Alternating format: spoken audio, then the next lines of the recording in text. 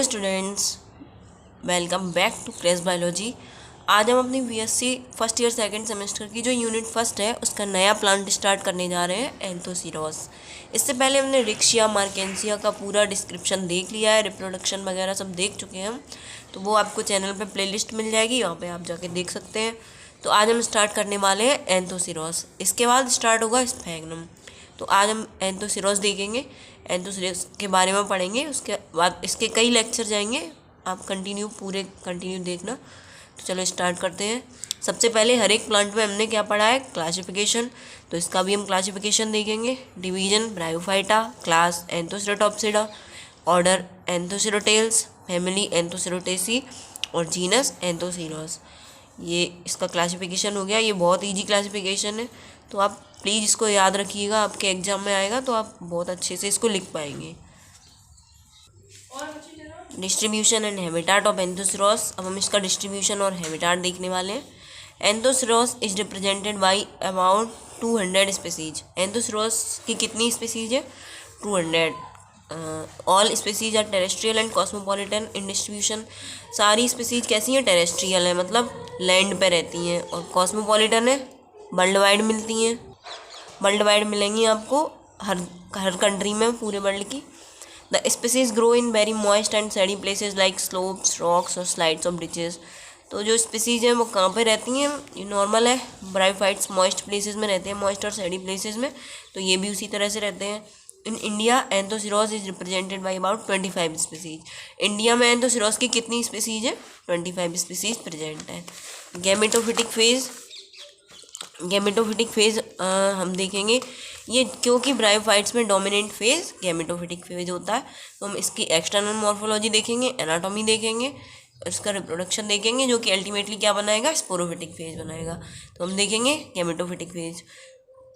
External features या morphology देखेंगे हम गैमेटोफाइट की। The gametophytic plant body is thalloid और dorsiventral, prostrate, dark green in colour with a tendency towards dichotomous branches. तो जो gametophyte होता है वो थैलॉइड बॉडी होती है, उसकी प्लांट बॉडी थैलस जैसी होती है।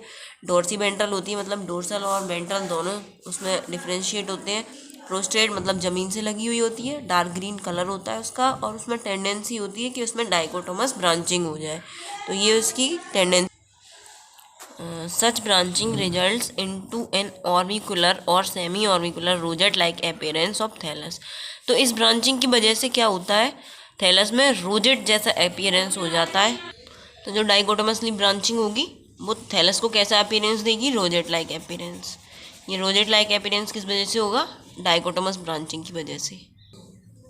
The thallus is bilobe A Anthoceros himalayensis और pinnately branched with large number of sub spherical spongy bodies like gemma और रेज्ड और on thick vertical stalk like structure. जो थैलस होता है वो बाइलोब्ड होता है, मतलब 2 लोब होते हैं उसमें, या पेनेटली ब्रांच होगा किसमें? एंथोसिरोस हिमालयेंसिस में। और with a large number of sub spherical spongy bodies. Large बहुत सारे नंबर में स्पंजी बॉडीज होती हैं उनके पास, जिन्हें क्या बोलते हैं? जेमा लाइक स्ट्रक्चर होगा। ये स्टॉक प्रेजेंट होगा, स्टॉक पे ऊपर की तरफ उठी हुई होंगी। तो ये कुछ डायग्राम दिखाए गए हैं। एंथोसिरोस हिमालयेंसिस का डायग्राम है ये इस थैलस में ट्यूब्स हैं, और ये वेंट्रल सरफेस है जिसमें राइजोइड्स दिखाए गए हैं। तो इसका अब हम डोर्सल सरफेस देखने वाले हैं एंथोसिरोस का। तो चलिए पढ़ते हैं। The dorsal surface of the thallus may be smooth Anthoceros laevis और velvety because of the presence of several lobed lamellae. Example Anthoceros crispulus, or rough with spines and ridges Anthoceros fujiformis. तो जो dorsal surface होता है Anthoceros का, तो वो किसी में स्मूथ होगा, किसी में वेलवेटी होगा, और किसी में लेमेली प्रेजेंट होंगी उसमें, और किसी में रफ और कांटेदार होगा। तो ये अलग अलग स्पीसीज में अलग अलग तरह का होगा। It is shining thick in the middle and without A distinct midrib. तो ये बहुत शाइनिंग होगी, इसमें चमक होगी, थिक मोटाई होगी, और बीच में मिडिल में मोटाई होगी, और मिडरिब इसमें डिस्टिंक्ट नहीं होगी, मतलब अच्छे से दिखाई नहीं देगी, लेकिन मिडरिब होगी ज़रूर। अब हम वेंट्रल सरफेस देखेंगे इसका। Ventral surface, the ventral surface bears many unicellular smooth walled rhizoids. Ventral surface में बहुत सारे यूनिसेलुलर और स्मूथ बॉल्ड राइजोइड्स प्रेजेंट होते हैं। Their main function is to anchor the thallus on the substratum and to absorb the water and mineral nutrients from the soil. तो जो rhizoids होते हैं उनका मेन फंक्शन क्या होता है? थैलस को सबस्ट्रेटम से जोड़ के रखना और एब्जॉर्ब करना क्या? न्यूट्रिएंट्स और वाटर सॉइल से। ट्यूबरकुलेट राइजोइड्स स्केल्स और म्यूसिलेजिनस हेयर्स आर एब्सेंट। तो जो राइजोइड्स होते हैं वो सिर्फ स्मूथ बॉल्ड राइजोइड्स प्रेजेंट होते हैं इसमें, एंथोसिरोस में। ट्यूबरकुलोइड राइजोइड्स एब्सेंट होते हैं, स्केल्स एब्सेंट होते हैं और म्यूसिलेजिनस हेयर्स भी नहीं होते हैं। Many small opaque rounded thicken dark bluish green spots can be seen on the ventral surface. बहुत सारे छोटे छोटे ओपैक और गोलाकार डार्क ब्लूइश कलर के स्पॉट्स दिख सकते हैं हमें वेंट्रल सरफेस पे। These are mucilage cavities filled with Nostoc colonies. तो ये क्या होते हैं? ये म्यूसिलेज कैविटीज होती हैं जिनमें क्या भरा होता है? नॉस्टॉक, जो कि एक एल्गी होती है, वो उसकी कॉलोनीज प्रेजेंट होती हैं इसमें, उस म्यूसिलेजिनस कैविटी में। इंटरनल स्ट्रक्चर या एनाटॉमी देखेंगे अब हम थैलस की। The vertical transverse section VTS of the thallus shows a very simple structure. इसका स्ट्रक्चर बहुत सिंपल होता है। जब हम इसको माइक्रोस्कोप से देखेंगे तो बहुत सिंपल स्ट्रक्चर होगा। इट लैक्स एनी जोनेशन, इसमें कोई जोन नहीं होती है। It is uniformly composed of thin walled parenchymatous cells. इसमें यूनिफॉर्मली पैरेन्काइमेटस सेल्स प्रेजेंट होते हैं जो कि थिन वॉल्ड होते हैं। तो इसमें कैसे सेल्स है? Parenchymatous cells. The thickness of the middle region varies in different species.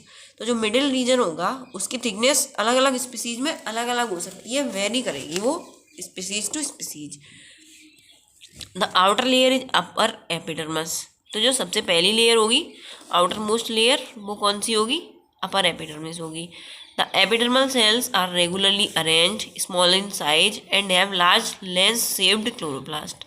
तो जो एपिडर्मल सेल्स होंगे उनमें क्या होगा? वो रेगुलरली अरेंज्ड होंगे, साइज में बहुत छोटे होंगे और उनमें बहुत बड़ा लेंस शेप का क्लोरोप्लास्ट प्रेजेंट होगा। Each cell of thallus contains a single large discoid और ओवल शेप्ड क्लोरोप्लास्ट। हर एक सेल में, थैलस के हर एक सेल में क्या होता है? एक क्लोरोप्लास्ट होती है जो कि कैसी होती है? डिस्कॉइड या ओवल शेप की होगी। Each chloroplast encloses a single large conspicuous body called pyrenoid, a characteristic feature of Anthocerotopsida. तो जो हर एक सेल है उसमें हर एक क्लोरोप्लास्ट क्या एनक्लोज करेगी? उसके अंदर क्या होगा? एक सिंगल, एक अकेली लार्ज मतलब बड़ी और कॉन्स्पिकस मतलब अच्छे से दिखाई देने वाली पायरेनॉइड होगी। उस स्ट्रक्चर को बोलेंगे पायरेनॉइड। ये प्रेजेंट होगी पायरेनॉइड और ये करेक्टरिस्टिक है किसका? एंथोसेराटॉप्सिडा का। ये जरूर है, अगर ये प्रेजेंट होगा पायरेनॉइड तो वो पता चल जाएगा हमें कि ये एंथोसेराटॉप्सिडा का मेंबर है। The air chambers and air pores are absent in Anthoceros. तो एयर पोर्स जो होते हैं रिक्शा और मार्केंसिया में जो प्रेजेंट थे वो एब्सेंट होते हैं एंथोसिरोस में। However in a few species intercellular cavities are present on lower surface thallus. तो जो कुछ स्पीसीज होंगी उनमें इंटरसेल्युलर कैविटीज प्रेजेंट होंगी नीचे वाले सरफेस पे, लोअर सरफेस पे थैलस के। These cavities are filled with mucilage and are called mucilage cavities. ये कैविटी जिनमें म्यूसिलेज भरा होता है और इन्हें म्यूसिलेज कैविटीज कहते हैं। These cavities open on ventral surface through stoma like slits और pores called as slime pores. ये कैविटीज कहाँ पे ओपन होती हैं? थैलस के वेंट्रल सरफेस पे, और किसके थ्रू? एक स्टोमा लाइक स्ट्रक्चर, जो स्टोमेटा होते हैं हायर प्लांट्स के लीव्स में, उनके जैसा स्ट्रक्चर्स। एग्जैक्टली स्टोमा नहीं, स्टोमेटा नहीं होते, स्टोमा लाइक स्लिट्स होते हैं या पोर होते हैं, उन्हें हम स्लाइम पोर्स बोलते हैं। उन्हीं के थ्रू ये कैविटीज ओपन होती हैं वेंट्रल सरफेस पे। Each slime pore has 2 guard cells with thin walls. These are non functional and do not control the size of the pore. जो हर एक स्लाइम पोर होता है उसमें 2 गार्ड सेल्स होते हैं जिनकी थिन वॉल्स होती हैं, लेकिन ये नॉन फंक्शनल होते हैं और जो पोर का साइज होता है उसमें इनका कोई कंट्रोल नहीं होता।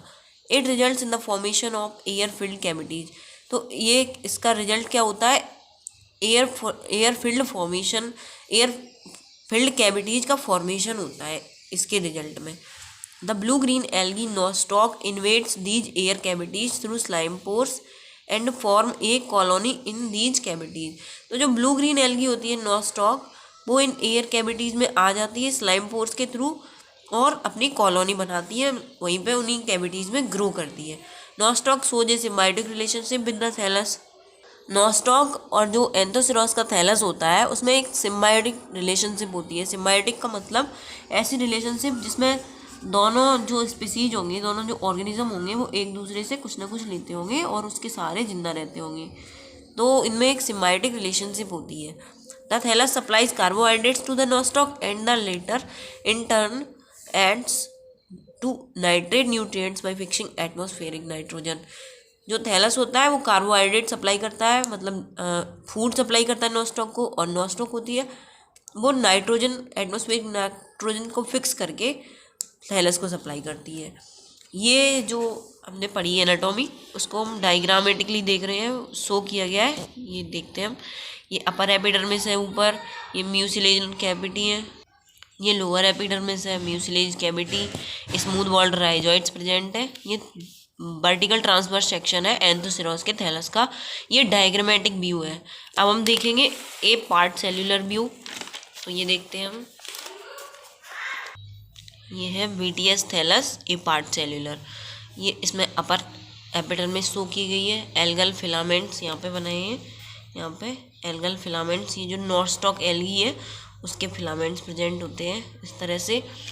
और ये पायरेनॉइड स्ट्रक्चर है जो क्लोरोप्लास्ट में, वो पायरेनॉइड प्रेजेंट होता है यहाँ पे। ये म्यूसिलेज कैविटी है, म्यूसिलेज कैविटी में ये स्लाइम पोर, ये नीचे राइजॉइड, और ये नीचे की तरफ जो सेल्स की लेयर है वो लोअर एपिडर्मिस। ये सिंगल सेल का स्ट्रक्चर शो किया गया है, न्यूक्लियस है ये क्लोरोप्लास्ट है, इस क्लोरोप्लास्ट के अंदर पायरेनॉइड है, ये अकेला एक सेल शो किया गया है। तो आज के लेक्चर में सिर्फ इतना ही। आज के लेक्चर में हमने देख लिया एनाटॉमी, मॉर्फोलॉजी, डिस्ट्रीब्यूशन और क्लासिफिकेशन किसका, एंथोसिरोस का। तो जो नेक्स्ट लेक्चर होगा वो उसमें हम पढ़ेंगे रिप्रोडक्शन इन एंथोसिरोस। रिप्रोडक्शन देखेंगे हम किस तरह से होता है, तो वो लेक्चर आप ज़रूर देखिएगा।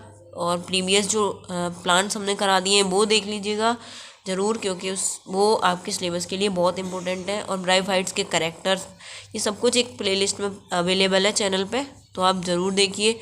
वीडियो को लाइक कीजिए और चैनल को सब्सक्राइब कर लीजिए अगर चैनल पे नए हैं। ज़्यादा से ज़्यादा शेयर भी कीजिए। Thank you.